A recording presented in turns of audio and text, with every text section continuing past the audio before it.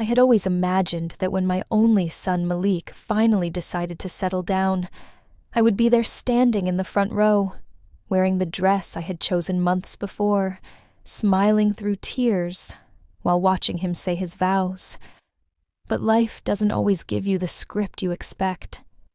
Sometimes it throws the twist right at the beginning, before you've even had the chance to breathe. It was a warm Saturday morning in Atlanta, Georgia, the kind of morning when the sun sneaks through the blinds and paints golden lines across the living room floor. I had the phone in my hand, ready to call Malik, just to ask him one simple, motherly question. "So, baby, when is the big day?" My voice was steady, though my heart fluttered like it always did whenever we talked about the wedding. But before Malik could even answer, I heard another voice. Tiana's voice. Sharp, sweet, and chilling all at once. She didn't wait for me to finish my question. She just cut through the air with a smile I could hear even through the phone. "Oh, Miss Evelyn," she said, casual as if she was announcing the weather. "We already got married yesterday. It was beautiful. We only invited special people." Sevens. Special people. The words hit harder than a slap. My hand froze around the phone, suddenly heavier than any weight I'd ever carried. My throat dried up. My pulse hammered in my ears, and I could feel the blood draining from my face. I had heard a lot of cruel things in my 71 years of life, but nothing had ever sliced me so deeply, so swiftly.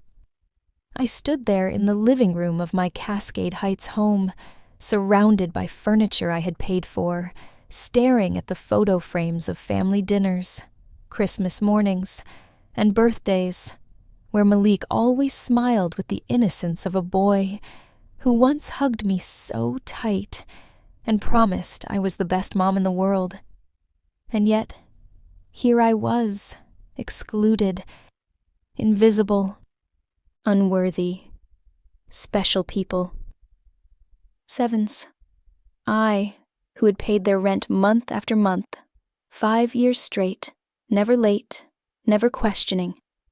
I, who had bought every couch, every chair, every fork and spoon in that little apartment of theirs near West End.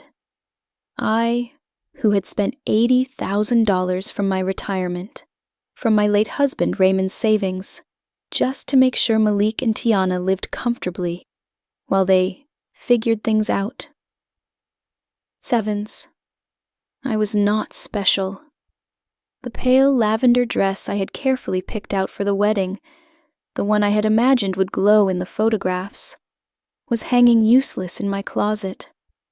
Beside it, the silver heels I had splurged on, thinking for once I could treat myself to something nice for my son's big day. They were waiting, untouched, like props for a show that had been canceled without warning.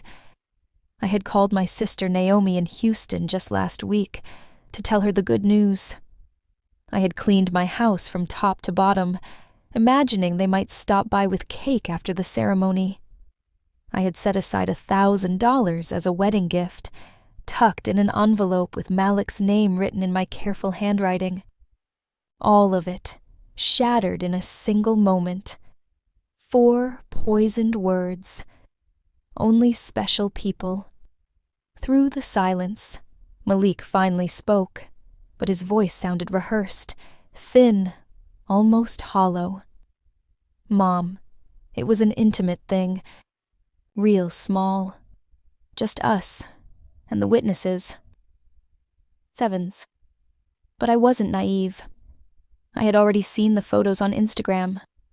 I had seen Tiana's parents smiling proudly beside them, her sisters raising glasses of champagne, her friends hashtagging this our best day ever. I had even recognized the white gown she wore, the one she had sworn was too expensive. The same one I had quietly covered with $800 last month so she wouldn't feel stressed before the big day. Sevens. And yet, I wasn't there. I lowered the phone slowly, as if it weighed 1,000 pounds, my knuckles stiff, my chest aching in a way no doctor could cure. Malik wouldn't meet my eyes. He shifted in his chair like a boy caught lying. Meanwhile, Tiana lounged comfortably on the sofa I had bought, scrolling through her phone, smirking like she had just played the winning hand in a game I didn't even know I was part of. At that moment, I wasn't just Evelyn Carter, the supportive mother, the generous provider, the woman who always sacrificed her own needs to make sure others were comfortable. No, I was a stranger in the most important day of my only child's life, and that stranger's role burned deeper than fire. It didn't even take a full week before the phone rang again. I wasn't surprised to see Tiana's name flash across the screen. I hesitated for half a second, my thumb hovering over the decline button. A part of me wanted to slam the call away, to drown her voice in silence. But another part of me, the same part that had been trained for years to fix, to help, to save, pressed accept. "Miss Evelyn," Tiana began, her tone stripped of the smugness I'd heard before. This time her voice carried a thin layer of desperation, the kind that trembles around the edges. "The landlord's on us. Rent's overdue. If we don't pay this week, he says we'll get kicked out. You forgot to make the transfer." Sevens. Forgot? The audacity of that word almost made me laugh. As if my entire life revolved around remembering to keep them afloat. As if the $80,000 I had already poured into their comfort was a mere oversight, just a detail I could have slipped up on. For a moment, I stayed silent, letting her words hang heavy between us. I thought about the times I'd run across Atlanta in the pouring rain to deposit rent money, the times I'd skipped doctor appointments just to cover their car payment, the countless Sundays I'd spent eating beans and rice, while they went out for brunches I saw plastered across their social media. I thought about all of that, and I felt something rise inside me. Not sadness, not guilt. Something sharper, something stronger. "Rent, huh?" I finally said, my voice calm, almost too calm. "Tiana, didn't I warn you once? I only help special people." Sevens. There was silence on the other end. The kind of silence that swallows entire rooms. I could hear her breathing, quick and uneven, like she'd been caught off guard by a punch she never saw coming. "Miss Evelyn," she stammered, her voice cracking just enough to reveal the panic behind the polish. "I don't understand. We're family." "We're always special to you. You're like a second mom to me." Sevens. Second mom. Those words, once meant to sound sweet, now tasted like poison. I remembered the wedding photos, her arm hooked around her mother's waist, her sisters laughing in matching dresses. I remembered my empty closet holding a lavender gown that had no place to go. I remembered the 4 words she had tossed at me like knives. Only special people. "No, Tiana," I said softly, letting each word land like a stone dropped in water. "Family doesn't leave you out of their most important day. Family doesn't take your money and pretend your presence is optional. You made it clear who was special. And it wasn't me." Sevens. Her silence stretched longer this time, heavier. I imagined her standing in that apartment I had paid for, surrounded by the furniture I had bought, holding a phone that was probably purchased with my credit card. For once, it wasn't me trembling on the other side of the line. It was her. "Finally," she whispered, Evelyn, please. Sevens. But the thing about begging is that it only works on people who still feel guilty. And for the first time in years, I felt no guilt at all. Just clarity. I hung up without another word. The quiet that followed wasn't empty.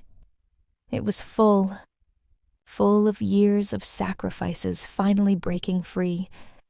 Full of nights I had spent worrying about their bills, while my own life faded into the background. Full of the realization that the chains I thought were made of love were actually forged out of manipulation. That night, I didn't cry. I didn't pace the floor, didn't pick up the phone again to make a transfer out of habit. Instead, I brewed myself a cup of chamomile tea, sat on the porch of my Cascade Heights home, and watched the Atlanta skyline shimmer against the night. For the first time, the city lights didn't look like reminders of money I owed or obligations I hadn't met. They looked like freedom. The morning after that phone call, I woke up with a strange clarity buzzing in my veins. For years, my days had begun with the same routine. Check the calendar for Malik's bills, glance at my bank account, figure out how to stretch my retirement just enough to cover his emergencies. But not this morning. This morning, I walked straight to the kitchen table, poured myself a cup of coffee, and pulled out a stack of old bank statements. The numbers stared back at me like ghosts. Rent, $1, $200 every month, 5 years straight. That alone was $72,000. Groceries, at least $300 a month, not including the times I filled their fridge when I knew they were out of food. Call it $18,000.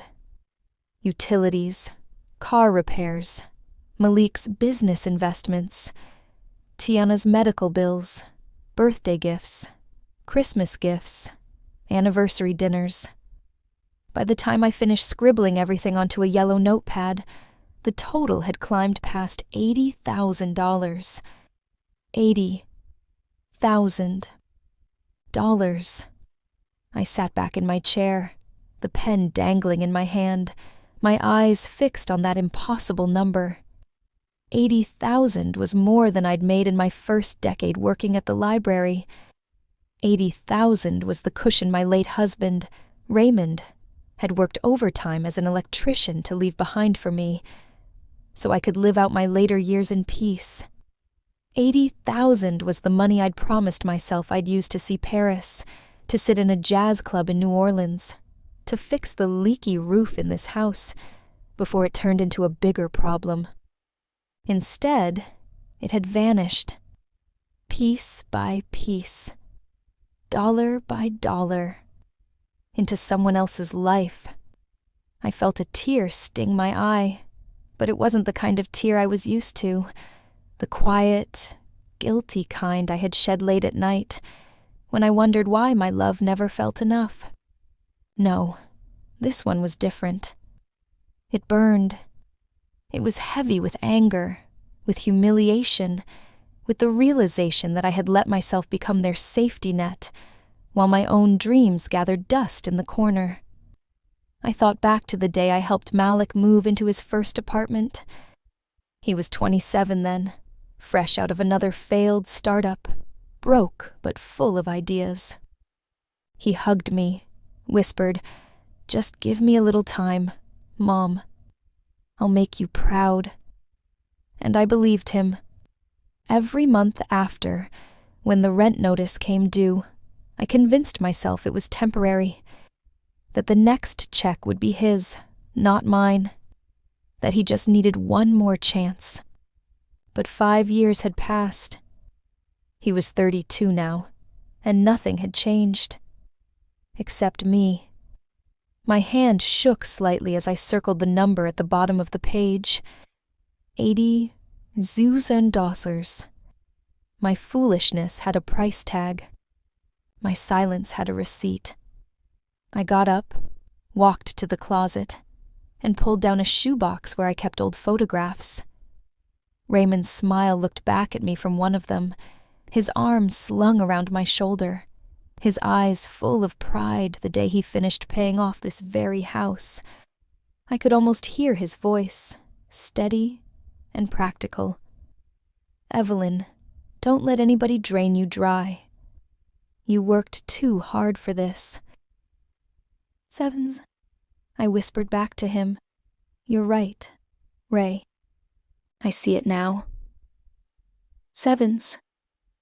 The decision hit me all at once, like a thunderclap rolling across the Georgia sky. No more transfers. No more checks written in shaky handwriting while my own needs sat ignored. No more calls answered just to be guilt-tripped into bailing them out. That afternoon, I drove down to Midtown Atlanta, to the very bank where every automatic transfer had been set up. Mr. Klein, the branch manager, greeted me with his usual polite smile, but his eyebrows rose when I told him what I wanted. "Cancel them all," I said, sliding the paperwork across his desk. My voice didn't waver. "Every single transfer. And while you're at it, I want to set up protections on my accounts. From now on, no one touches my money but me." Sevens. Mr. Klein studied me for a moment, then nodded slowly. "Mrs. Carter, I've seen you come in here for years, always putting money into someone else's account. I have to say, I'm glad you're finally doing this for yourself." Sevens. His words hit me harder than I expected. A stranger cared more about my well-being than my own son. When I walked out of that bank, the September heat wrapped around me like a blessing. For the first time in years, I wasn't weighed down by guilt or obligation. My money was mine again. My life was mine again. That night, I sat on my porch, sipping sweet tea as the cicadas hummed in the trees. I didn't check my phone for missed calls.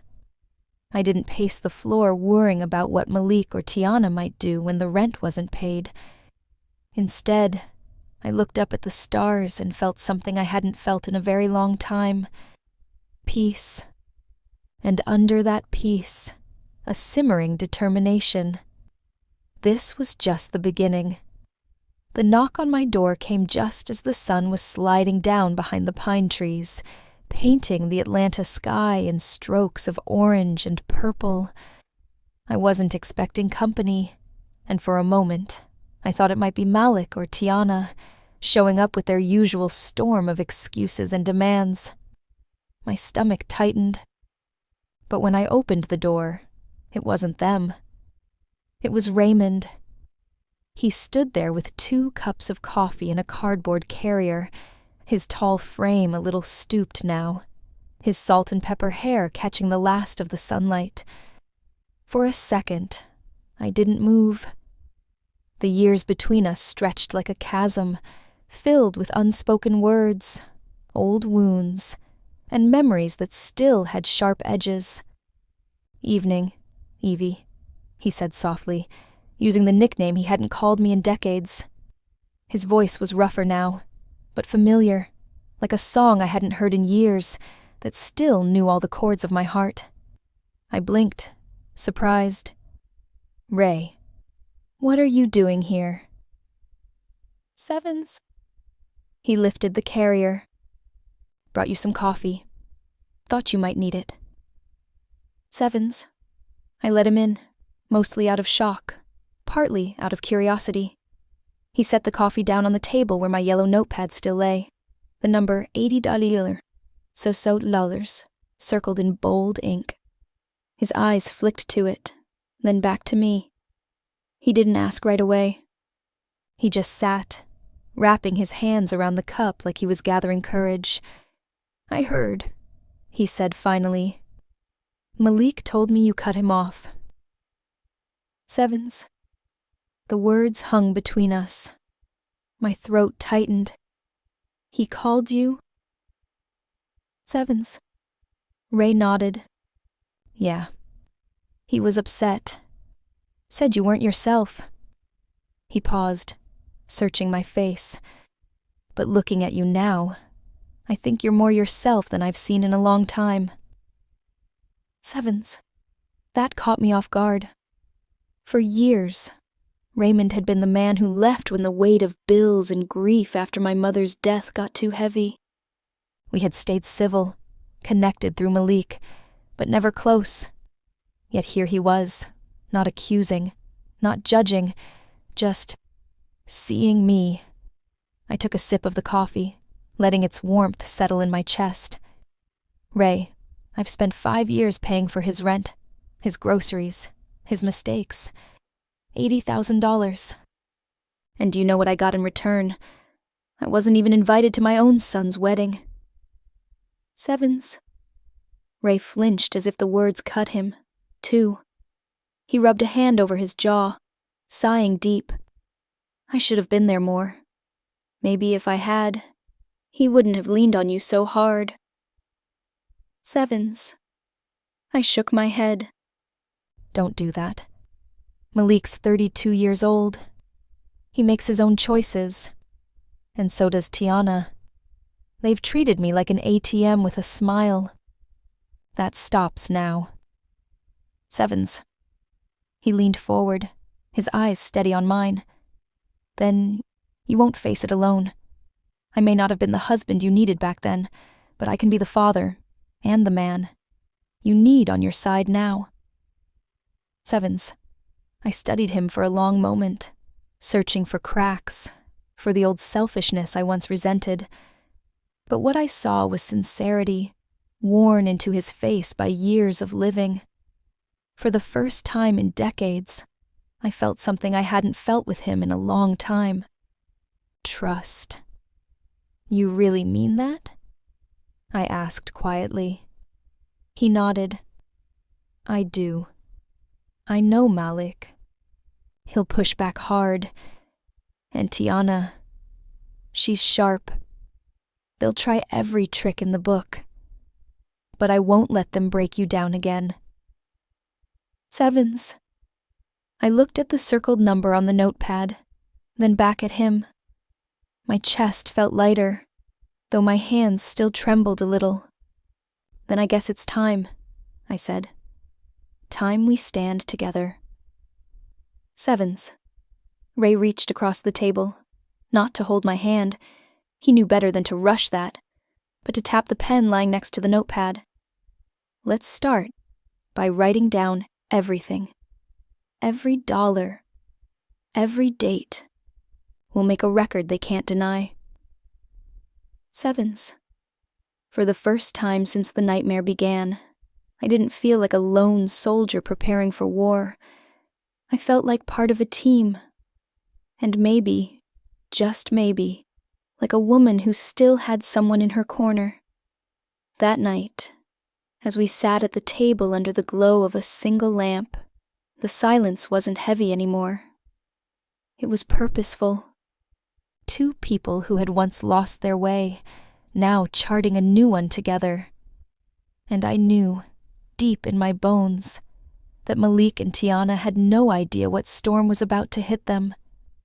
It happened on a Tuesday evening. The kind of quiet southern evening when cicadas sang in the trees and the air smelled faintly of rain. I had just settled into my chair with a book when I heard the unmistakable sound of a key turning in my front door. My blood ran cold. No one was supposed to have keys anymore. I had changed the locks just last week. But when the door creaked open, there they were.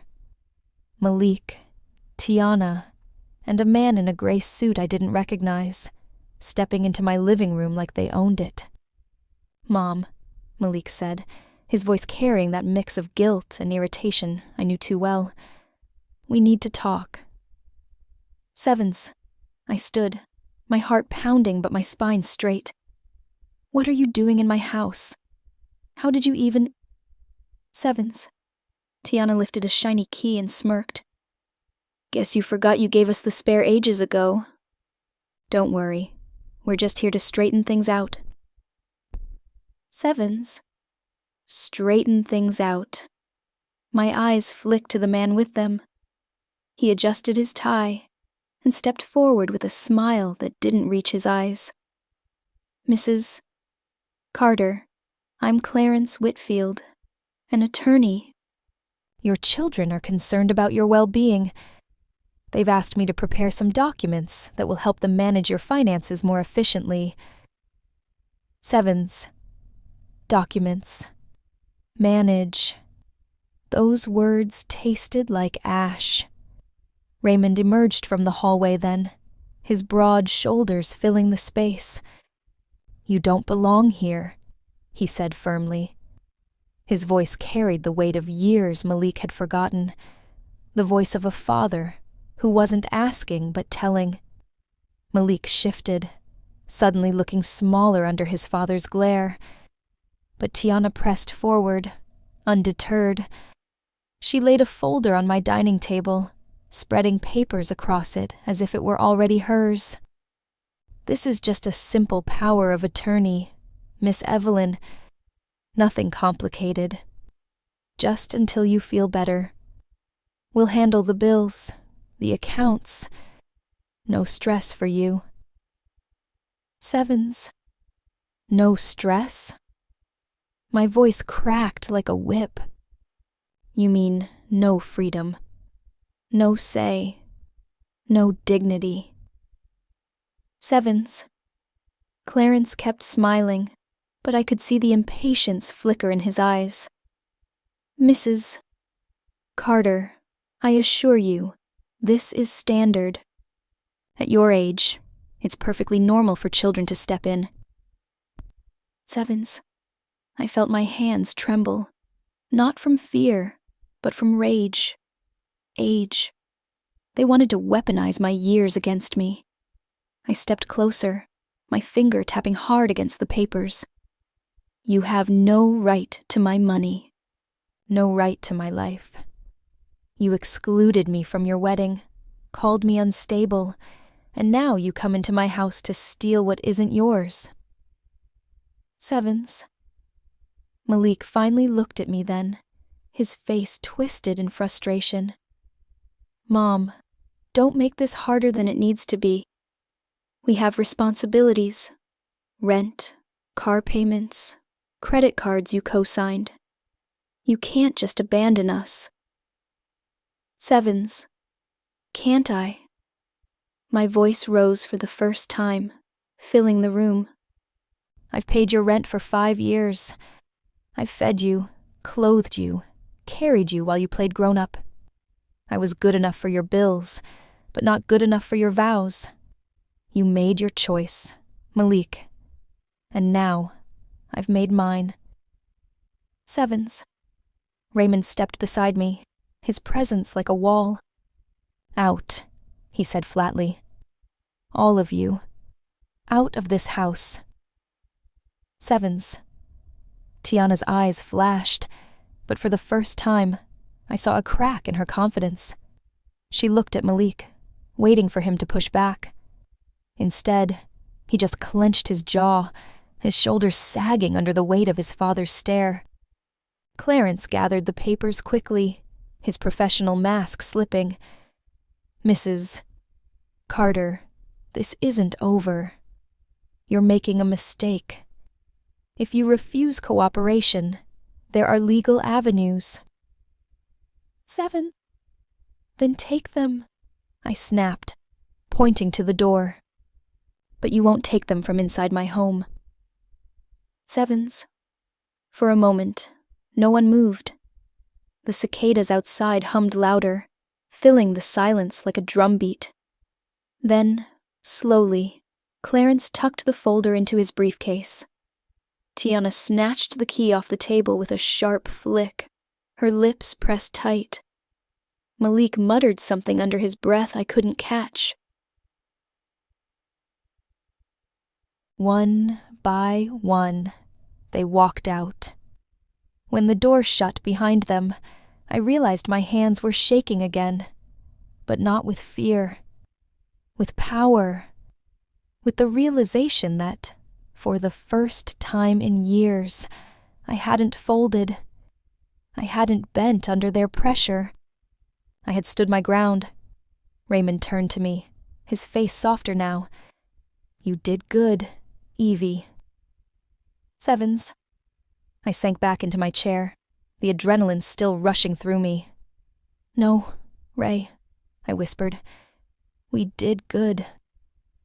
Sevens. And I knew this was only the beginning. They had declared war.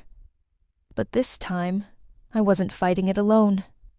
The very next morning, Raymond insisted we go downtown. "If they brought a lawyer into our house," he said, "then it's time you had one standing at your side too." Sevens. That's how we found ourselves walking into a brick office building near Peachtree Street, where the gold plaque on the door read, "Naomi Blake, attorney at law, elder rights and family law." Naomi was nothing like Clarence Whitfield, the slick lawyer Malik and Tiana had dragged in. She was in her 40s, sharp-eyed but warm, her dark curls pulled back in a bun, and her handshake was firm enough to make me believe she meant every word she would speak. We sat across from her in a tidy office, lined with books and family photos. After I told her the whole story, the wedding, the $80,000, the surprise lawyer in my living room, she leaned back in her chair, her eyes narrowing with focus. "Mrs. Carter," she said, her voice steady, "what you are describing has a name. It's called elder financial abuse. And it is both immoral and, in many cases, illegal." Sevens. The words hit me like a verdict. Abuse. Not generosity. Not obligation. Abuse. Raymond leaned forward. "What can we do to stop them?" Sevens. Naomi folded her hands. "First, we build walls. Financial, legal, physical.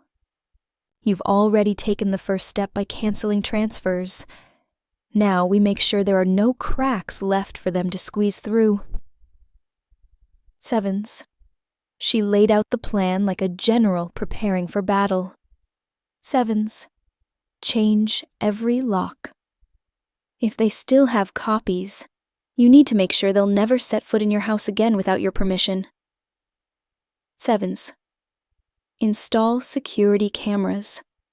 Not just for protection, but for documentation.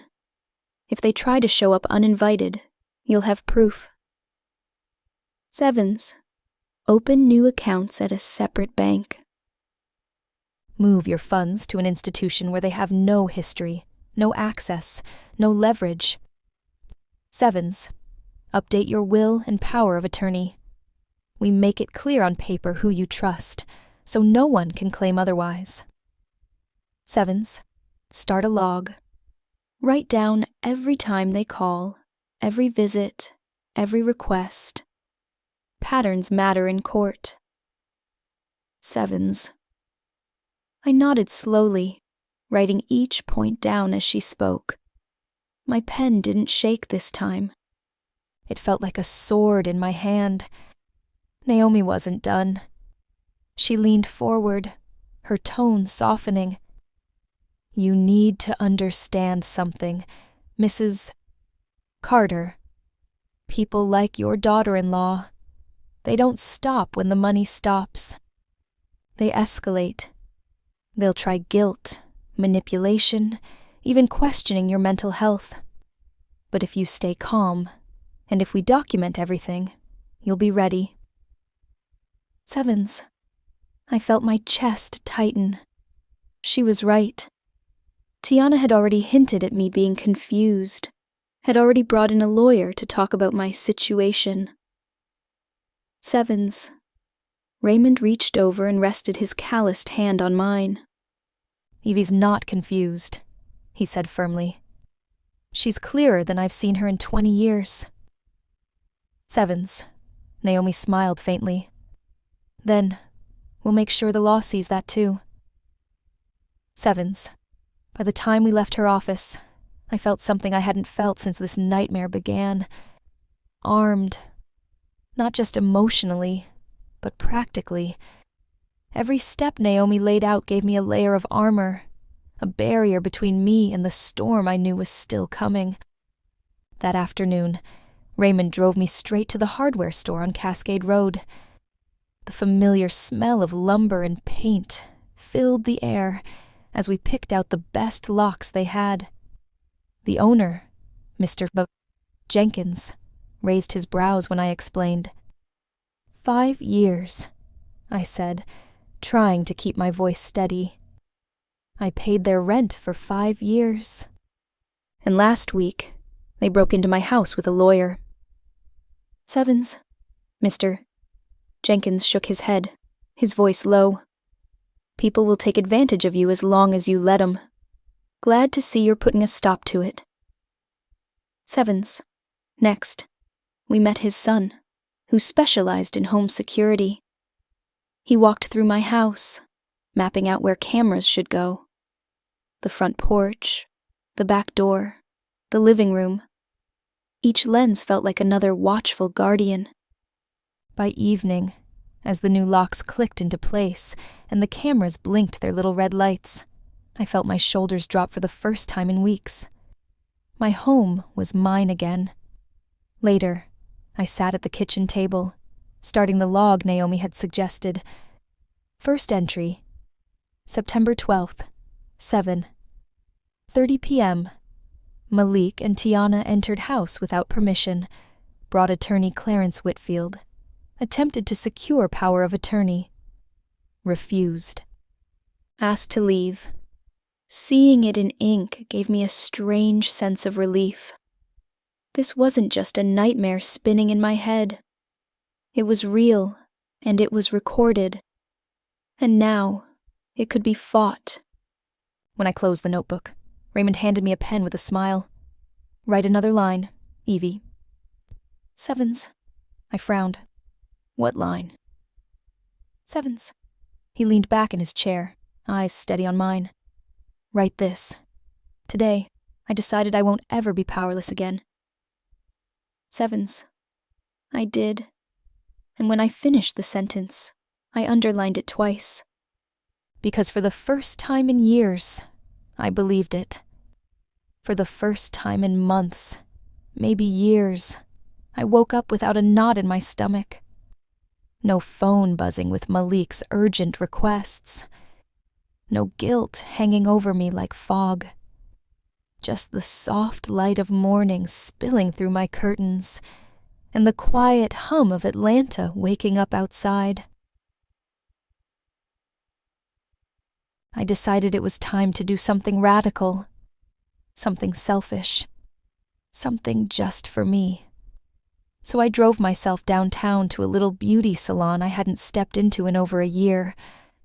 The bell above the door jingled as I walked in, and the smell of hairspray and coconut oil wrapped around me like an embrace. Mrs. Carter, Cynthia, my favorite stylist, squealed, her hands flying to her hips. Lord, I thought you forgot about us. Where have you been hiding? Sevens, I laughed, though it carried a tinge of sadness. Lost, Cynthia, but I'm finding my way back. Sevens. She guided me into her chair, draped the cape over my shoulders, and went to work. As she snipped and shaped, we talked, not about Malik or Tiana, not about bills or crises, but about her kids' soccer games, her dream of opening her own salon one day, the new restaurant she tried in Midtown. I listened, I laughed, and I realized how long it had been since I had a conversation that didn't circle back to someone else's demands. When she spun me around to face the mirror, I barely recognized the woman staring back. My hair was fresh, my eyes seemed brighter, and for the first time in a long time, I didn't just look alive. I felt it, "You look beautiful," Cynthia said with a grin. "But more than that, you look free." Sevens. I tipped her well and left with a spring in my step, deciding that the day wasn't done with me yet. My next stop was the community center over on Auburn Avenue. For years, I donated to their garden club but never once joined. This time, I walked in with my head high. The ladies there, Eleanor, Maria, Carmen, and Elfrida, welcomed me with open arms. They were all older women, some widowed, some divorced, all tough as nails in their own ways. Over cups of sweet tea and plates of cornbread, we shared stories. Maria talked about cutting ties with a brother who drained her savings. Carmen admitted she hadn't spoken to her daughter in years, not since she realized every phone call ended with a request for money. Elfrida, the eldest at 80, chuckled darkly. "My grandkids treat me like I'm their retirement plan. Had to rewrite my will just to make sure they didn't start circling like vultures before my time." Sevens. When it was my turn, I told them everything. The wedding, the $80,000, the lawyer in my living room, the locks and cameras. Their faces shifted from shock to anger to admiration. "You did the right thing," Eleanor said firmly, placing her hand over mine. "You stopped it before it swallowed you whole." Sevens. Her words cracked something open inside me. For so long, I had carried the weight alone, convinced that no one could understand. But here were women who had walked the same path, who knew the same sting, who had survived and come out stronger. By the end of the afternoon, they weren't just acquaintances. They were allies. Sisters in survival. That evening, Eleanor invited me over for dinner. Her daughter was visiting, and I found myself sitting at a table where laughter flowed as easily as the sweet tea. They asked me questions, real questions about my life, my hobbies, my dreams. And for once, I wasn't invisible. Driving home, I felt something stir inside me. I thought I had buried years ago. Hope. The next morning, I opened the old shoebox under my bed. Inside was a watercolor set I hadn't touched since before Malik started draining my energy and my wallet. I set up an easel by the window, dipped the brush into cool blue paint, and let it sweep across the canvas. Hours passed, and I didn't check my phone once. I didn't think about rent or bills or manipulation. I thought about color, about movement, about life. When I finally stepped back, the canvas wasn't perfect, but it was mine. That night, as I sat on my porch with Raymond by my side, cicadas singing in the trees, I whispered to him. I almost forgot who I was. Ray. Sevens. He squeezed my hand gently. Then, it's a good thing you're remembering now. Sevens. I looked up at the Atlanta skyline glowing in the distance, the city alive and pulsing with possibility. For the first time in years, the future didn't terrify me. It excited me. And deep down, I knew this was only the beginning. The summons came on a damp Thursday morning, tucked in an envelope with the Fulton County Court seal stamped on the front. My hands shook as I slid it open, scanning the dense legal language until the words leapt out at me like claws. Sevens. Petition for guardianship. Alleging mental incompetence of Evelyn Carter. Sevens. I sank into my chair, the paper crumpling in my grip. Malik and Tiana had gone further than I'd feared. This wasn't just manipulation anymore. It was war. Raymond read over my shoulder, his jaw tightening.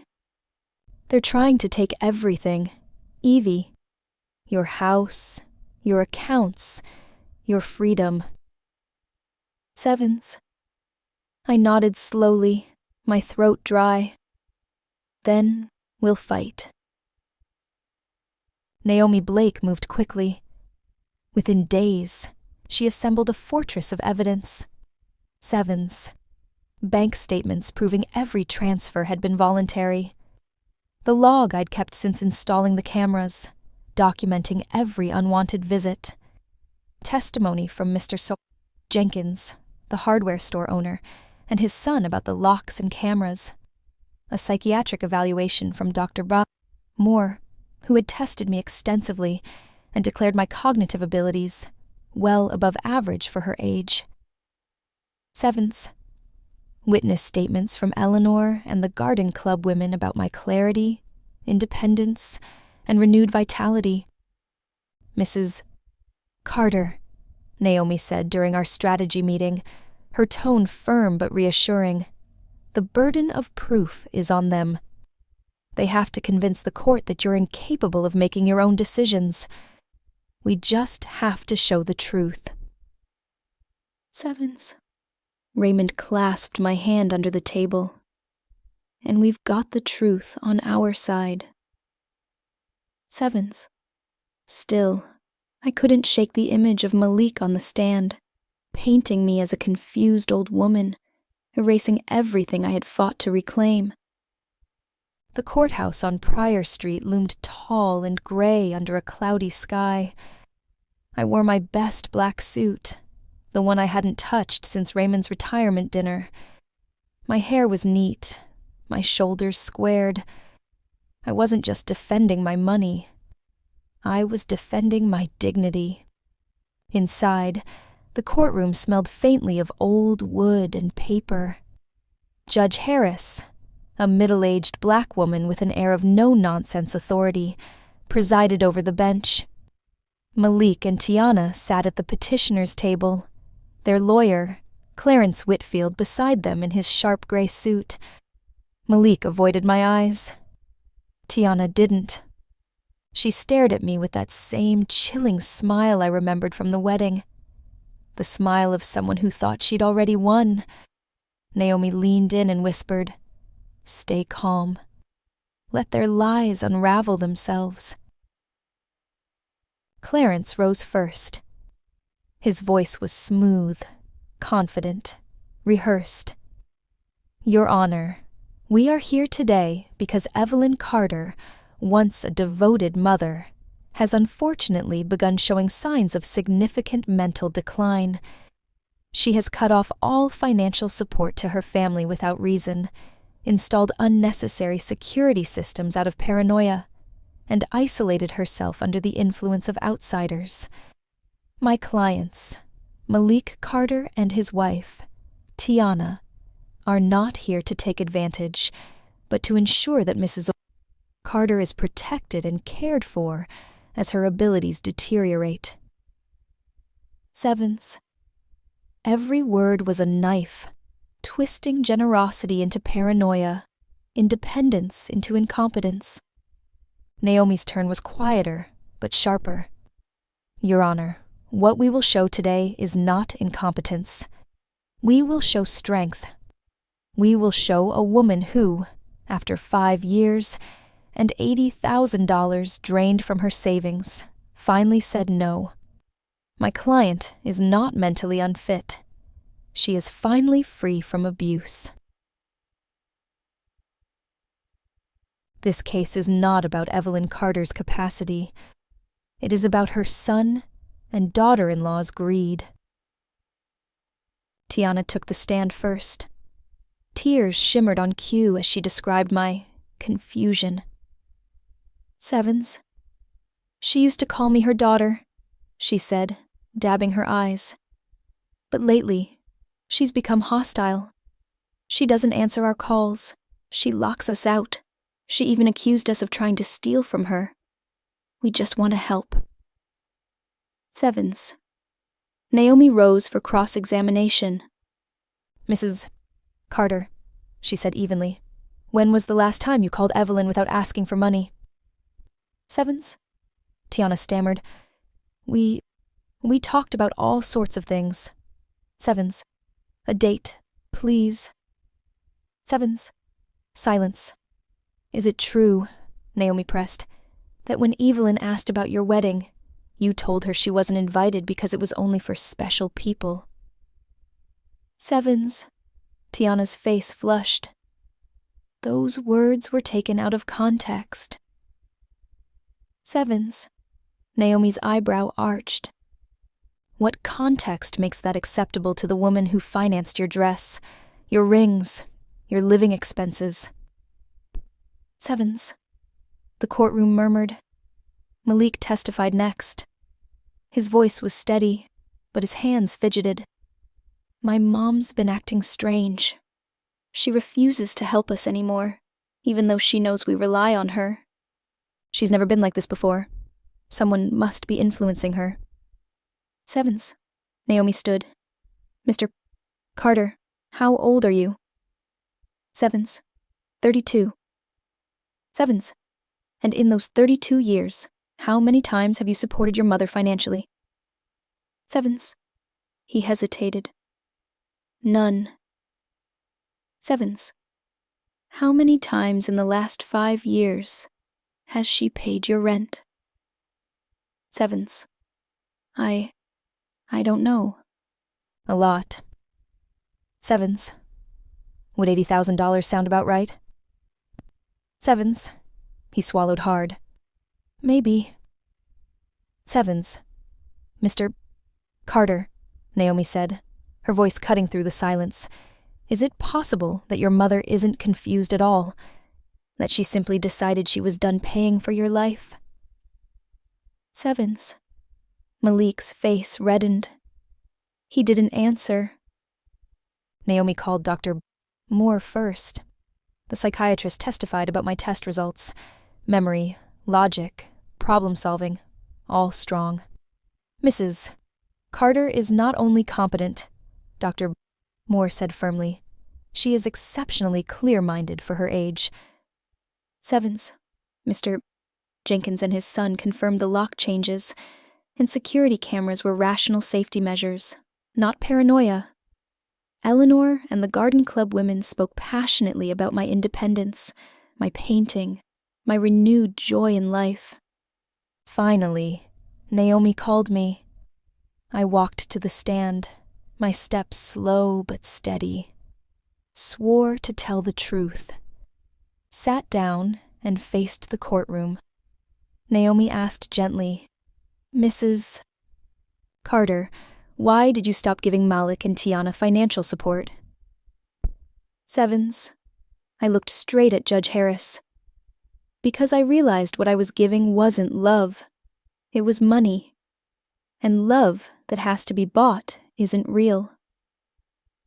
Sevens. Clarence tried to rattle me during cross-examination, pressing about my security cameras and new friendships. Mrs. Carter, he said smoothly, don't you think it's unusual to suddenly cut off your family and let strangers influence your decisions? Sevens. I met his gaze evenly. What's unusual is a son who thinks he's entitled to his mother's money. What's unusual is a daughter-in-law who calls me Mom when she wants rent money, and a stranger when she's celebrating her wedding. My decisions aren't influenced. They're mine. For the first time in years, they're mine. Sevens. The silence that followed was heavy. After hours of testimony, Judge Harris leaned forward, her voice calm but firm. This court finds that Mrs. Evelyn Carter is in full possession of her mental faculties. The petition for guardianship is denied. Furthermore, it is clear that this case was motivated not by concern, but by financial self-interest. This court warns the petitioners that further harassment may result in legal consequences. Sevens. My knees nearly buckled with relief. Raymond's hand found mine, steadying me. Naomi allowed herself the smallest smile. Across the aisle, Malik stared at the table, shame or anger etched into his face. Tiana's eyes burned holes into me, her smile gone at last. But I didn't care. For the first time, the law had spoken the truth I'd known all along. I was not weak. I was not confused. I was free. The gavel came down with a sharp crack, echoing through the hushed courtroom like thunder rolling across a silent sky. Judge Miller's voice followed, steady and resolute. Sevens. This court finds Mrs. Evelyn Carter to be fully competent to manage her own affairs. The request for guardianship is hereby denied. Sevens. For a moment, the world stood still. My breath caught in my throat, and I felt my shoulders sag with relief. The courtroom blurred around me as tears welled up in my eyes. Not of weakness, but of release. 5 years, $80,000, countless sleepless nights, endless guilt and humiliation. All of it culminated in this moment of vindication. Raymond squeezed my hand from the bench behind me.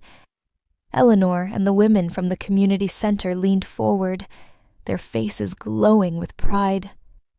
And for the first time, in a very long time, I stood taller than the weight of my shame.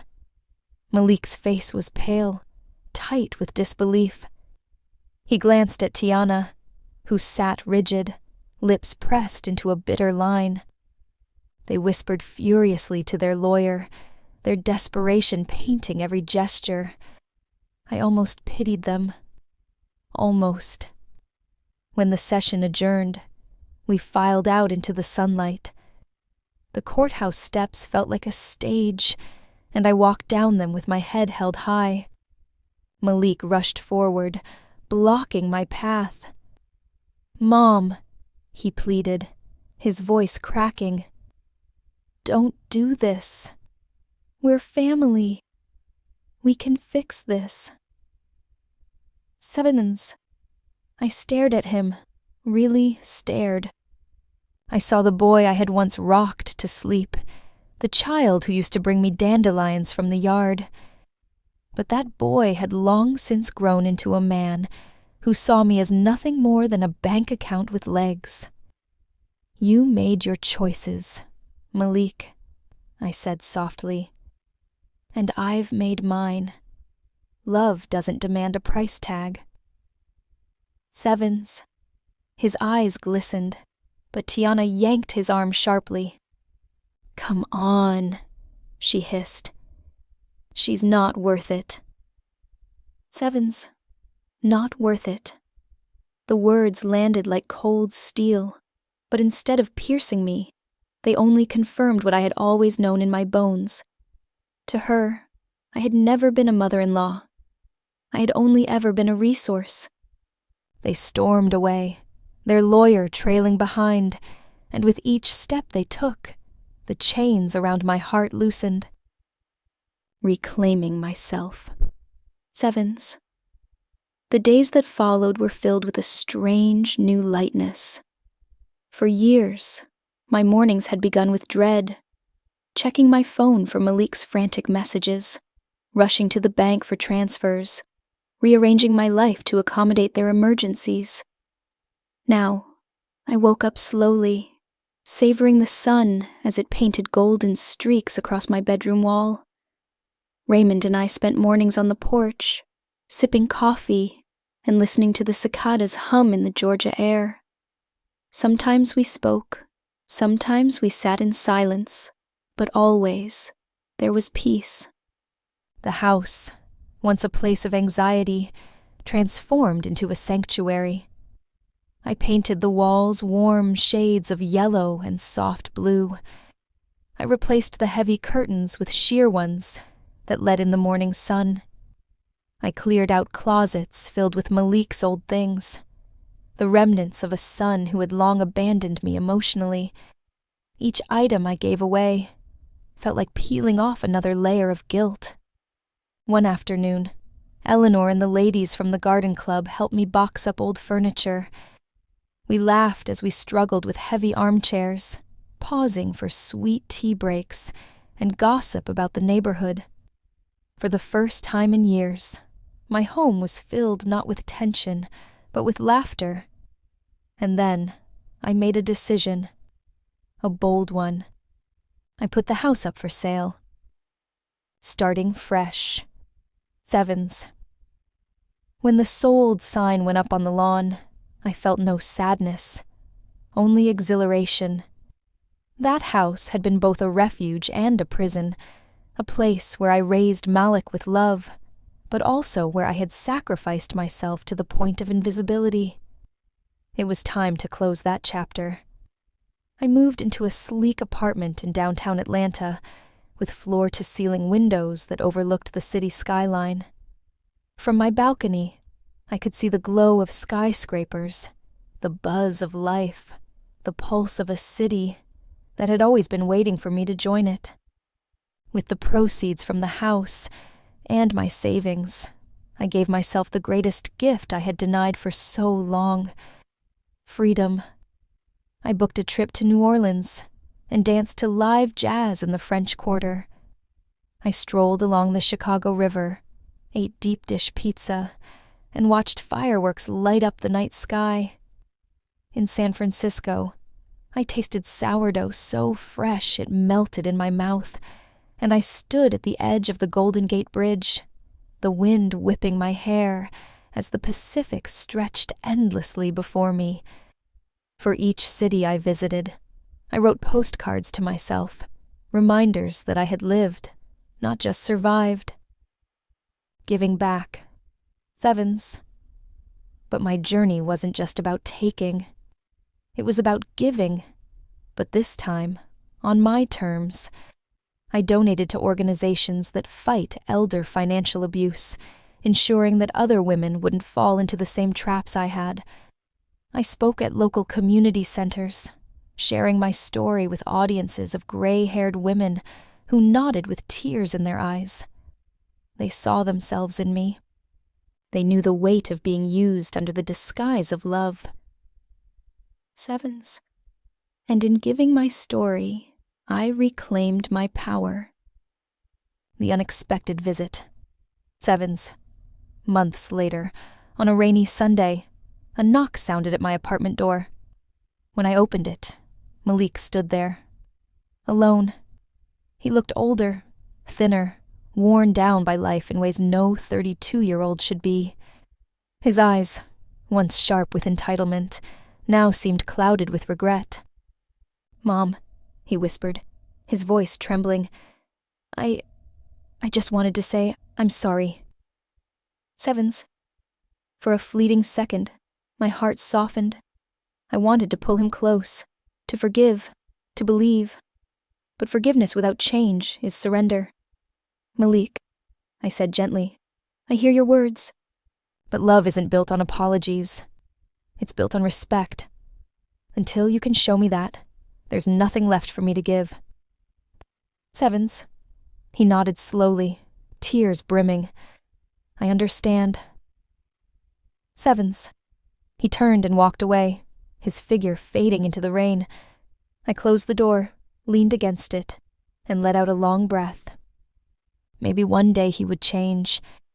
Maybe one day he would come back, not for money, but for love. Until then, I had to live my life as though that day might never come. And that was okay. A life reborn. Sevens. Now, at 72, I stand not as a victim, but as a survivor. A woman who once believed her worth was tied to her wallet, who learned the hard way that true love cannot be bought. I paint again. Sunflowers, ocean waves, the Atlanta skyline at dusk. My walls are alive with color. I host dinners with Eleanor and my new friends, where laughter rings louder than any echoes of the past. And sometimes, late at night, I step out onto my balcony, looking at the stars scattered above the city. I think of the woman I used to be, the one who gave and gave until nothing was left. That woman is gone. In her place stands someone new, someone free, someone who has finally understood that the greatest revenge is not anger or retribution. It is living joyfully, unapologetically, without the weight of those who tried to diminish you. My story is not just mine. It belongs to every woman who has ever been told she wasn't special enough, to every parent who poured their life into ungrateful children, to every soul who confused giving with being loved. And so, I share it with you. If you were in Evelyn's place, would you forgive Malik and Tiana after all the betrayal, or would you walk away forever to protect your peace? If this story touched you, please like the video, share it with someone who needs courage, and subscribe to the channel for more powerful life stories.